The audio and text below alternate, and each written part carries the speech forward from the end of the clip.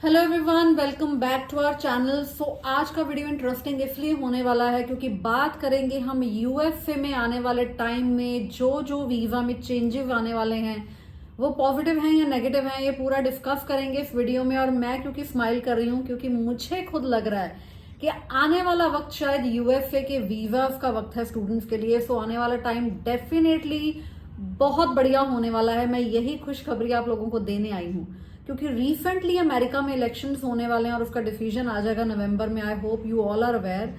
So both the parties जो भी US presidentship के लिए फाइट कर रहे हैं, जिसमें एक डोनाल्ड ट्रंप है जो कि रिपब्लिकन पार्टी से हैं, और हमें सबको पता है कि डोनाल्ड ट्रंप जो रिपब्लिकन पार्टी और यूएसए की है वो कभी भी वीजा इमिग्रेंट्स को लेके कभी भी खुश नहीं होती। उनको लेके वो हमेशा अपनी पॉलिसीज को स्ट्रिक्ट रखती है, डोनाल्ड ट्रंप जो रिपब्लिकन पार्टी है। पर इस बार एक बहुत ज्यादा चौंकाने वाली खबर आई है कि डोनाल्ड ट्रंप ने भी ये डिक्लेयर कर दिया है कि वो अगर आते हैं सीट पे तो इमिग्रेंट्स को, स्टूडेंट्स को लेके वो बहुत ज्यादा लीनियंट रहेंगे। दे वांट के स्टूडेंट्स बाहर से आएं और यूएसए को अपनी स्टडी डेस्टिनेशन बनाई। अपने आप में ही एक बहुत बड़ी बात है, बिकॉज जब भी किसी के मन में आता है कि रिपब्लिकन पार्टी का अगर यूएस प्रेसिडेंट बनता है तो वीजा उसको लेके they are going to be tight. Not even student visa, ये लोग फैमिली वीजा को लेके या जो भी स्किल्ड वर्कर्स यूएस में काम करें उनको लेके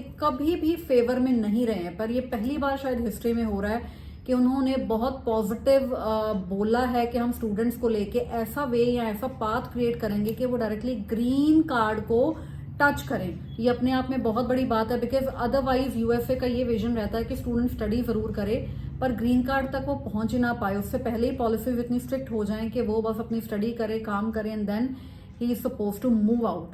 बट इस बार शायद हम सबके लिए एक बहुत गुड न्यूज है कि अगर कोई तरह का भी एप्लीकेंट वहां जा रहा है, वो स्किल्ड वर्कर के तौर पे जा रहा है, टेम्पररी वर्कर के तौर पे जा रहा है, वो स्टूडेंट के तौर पे जा रहा है, आप लोगों के लिए ये वक्त यूएसए का है। तो इसलिए डरिए मत। आने वाला 2025 आई थिंक अमेरिका के वीजा के लिए बहुत बढ़िया रहने वाला है। सो जो लोग ये सोच के अमेरिका कभी अप्लाई नहीं करते कि जी अमेरिका में ना बहुत ट्रांसपेरेंट चीजें नहीं रहती हैं, they are always very strict for the policy. So ऐसा शायद आने वाले वक्त में अब कम हो जाएगा। और अब बात करते हैं दूसरी पार्टी की, कमला हैरिस, जो कि एक इंडियन ओरिजिन से हैं। कमला हैरिस हमारी डेमोक्रेटिक पार्टी की हैं। No doubt democratic party America की हमेशा से वीजा प्रो मानी गई है। ये स्टूडेंट्स को लेके हमेशा से पॉजिटिव रही है कि everyone should be welcome to study in USA और to work in USA. But still democratic party भी बहुत ज्यादा लीनियंट कभी हमें नहीं नजर आई है। पर इस बार कमला हैरिस जो कि खुद एक इंडियन ओरिजिन से हैं और वो अपनी गवर्नमेंट के साथ ऑलरेडी पुराने टाइम पे काम कर चुकी हैं, उन्होंने इमिग्रेशन की पॉलिसीज के ऊपर भी बहुत वर्क किया। उन्होंने तो बहुत क्लियर कर दिया है कि I am going to be in the favour of students, और उन्होंने बहुत सारी चीजें इनफैक्ट डिक्लेयर भी की हैं जो हम सब के लिए बहुत गुड न्यूज हैं।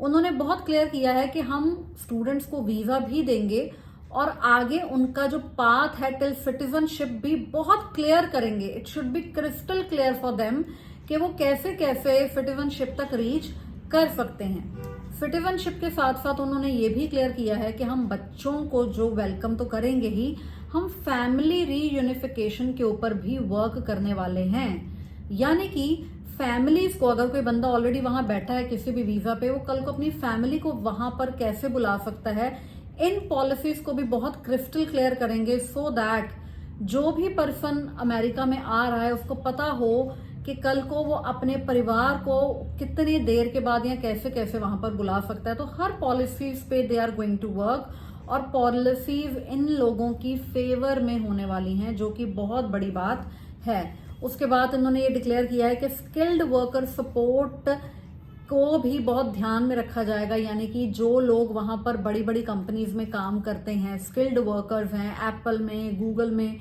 जो भी इमिग्रेंट्स वर्क कर रहे हैं, उनके लिए पॉलिसीज बहुत क्लियर की जाएंगी। बिकॉज वहां पे कंपनीज को लोग, मैन पावर चाहिए, ब्रेनी मैन पावर चाहिए।